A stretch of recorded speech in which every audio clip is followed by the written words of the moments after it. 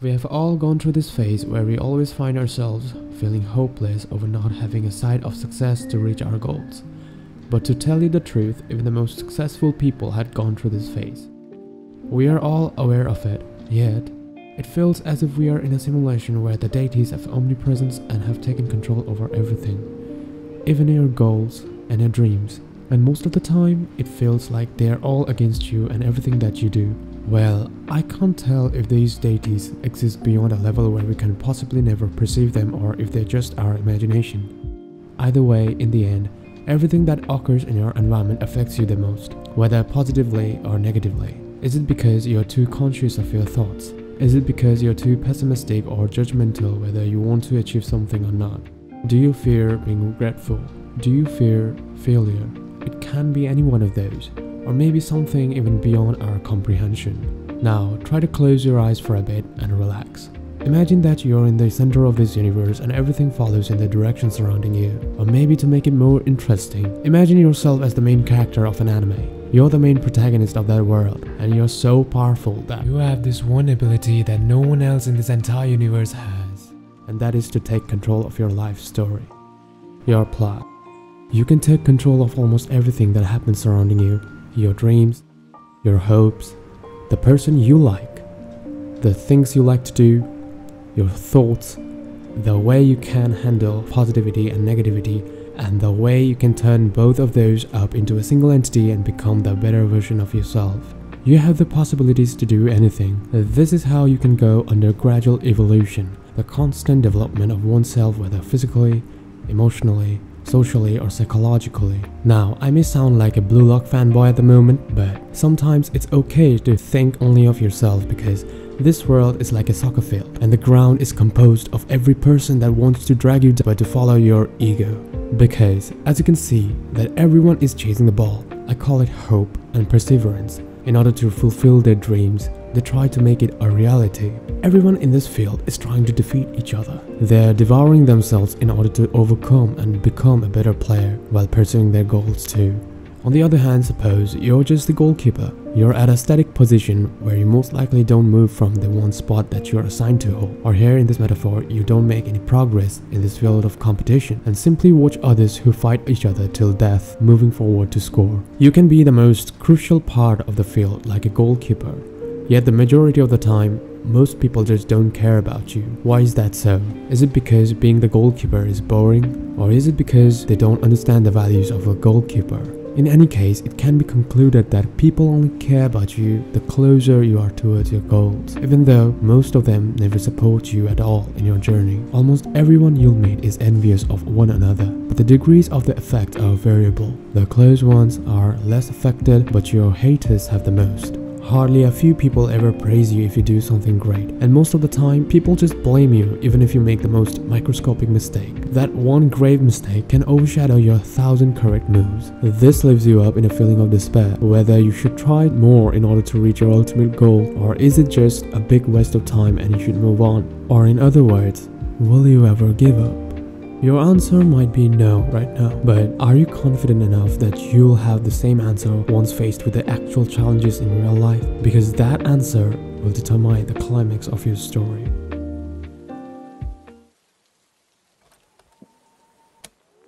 Dreams, hopes, success.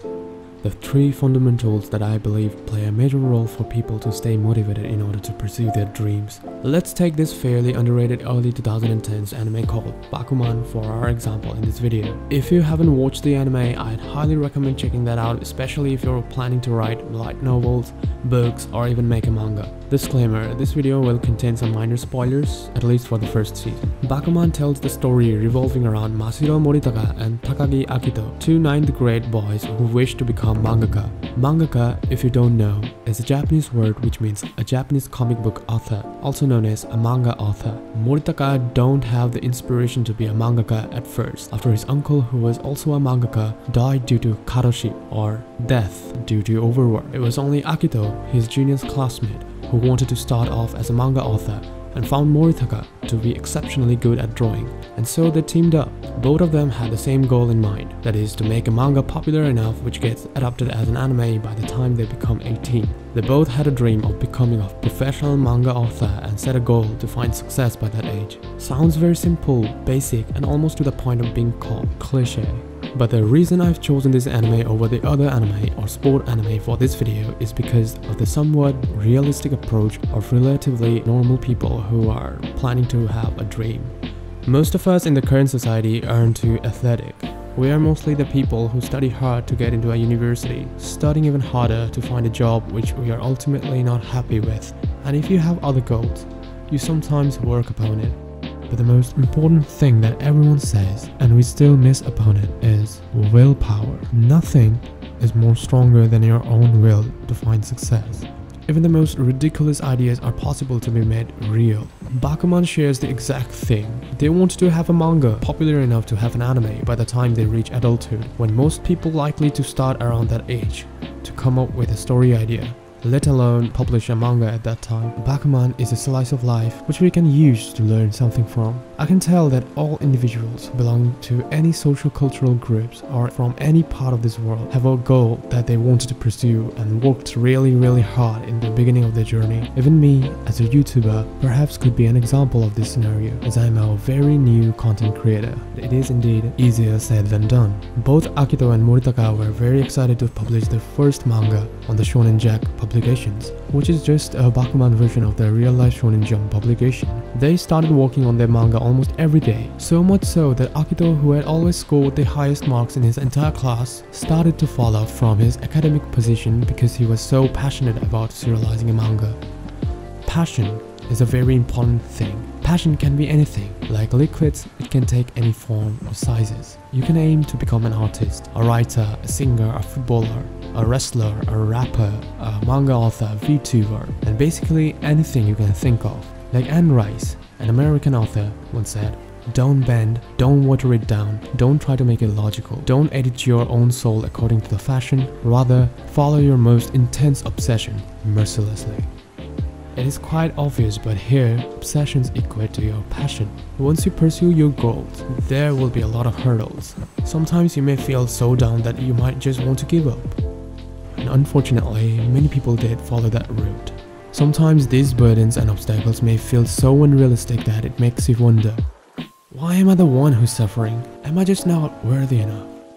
There is a term called Kafkaesque, the feeling of being powerless to some bizarre events that no one can explain or even control the situations because of how surreal they can be. However, even if it's not possible to control all of those moments because they are out of your reach, it doesn't mean that you are not able to move forward anymore. In fact, keeping those factors in mind, you can be more cautious over things that you probably didn't even know. Let's go back to Bakuman. Both Akito and Machiro had failed a lot of times to get their mangas serialized. They were frustrated as well, and it's understandable, but with each failure, they gradually improved the art style and the way they can make a compelling story.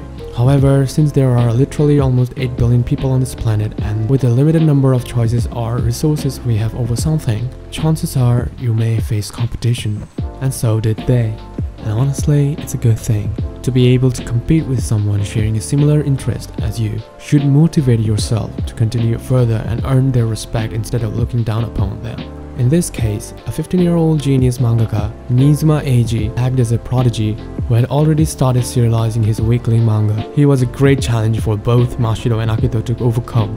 Yet that didn't really stop them either. Instead, they focused on their dreams even more, no matter what steps they had to take. Machiro even thought of tackling him heads-on by trying to make a mainstream manga. Keep in mind that this aspect of mainstream shonen manga was their weakest spot because of how Akito usually ends up with the most complicated stories that didn't turn out well for achieving mainstream attention. If he had written a story, probably you might relate to him. But if he could pull it off, they can actually hope to hit a jackpot, because even the most simple things can be the most complicated. That is what Akito had realized sooner. It's okay if you feel demotivated. Not every time one can constantly feel the same. Probably not even the monks, who spend almost the entire day meditating and controlling their id and superegos. You might think, what is the point of working on my dreams if it never pays off? I don't want to regret it later. To that, I'll let Akito to tell you something. としていたら必ず後悔します。夢を追って破れて後悔するなら納得できる。夢を追わなかったことに後悔したくない。真白と漫画を描き始める前は毎日がただ過ぎていくだけだった。けど今は楽しい。懸命に生きてる。岩瀬、俺真白と一緒にヤクサ北に行くんだ。You may find yourself in this loophole, where even if you work your ass off all day and night, it doesn't mean that you'll find your success. And this is actually when it hurts the most. It is surely uncertain, to say the least, to point out if you feel you're getting successful. Because trust me, once you do have even a tiny bit of success, hope and support from a few people along your journey, I can guarantee you, it feels like the best feeling ever.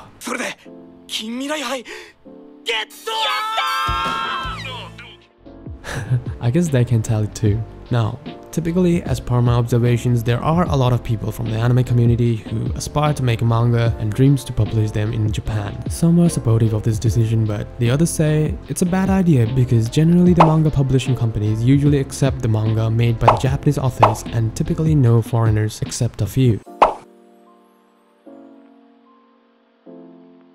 At least for now. Although with the rising popularity of anime and manga culture over the West in the past few decades or so, there is still hope. So what is your dream? Would you really want to become? An artist, a singer, a doctor, an engineer, a voice actor, a mangaka, or even a YouTuber? Whatever you're trying to be, just give it your all. Remember, not everyone is the same and you shouldn't be comparing yourself with the others. It'll be difficult, but we will not lose. Also, thanks for the 200 subscribers. Your support in the last video that I've made was immense. I really can't thank you guys enough. Well, let's meet in the next video, kings. Bye.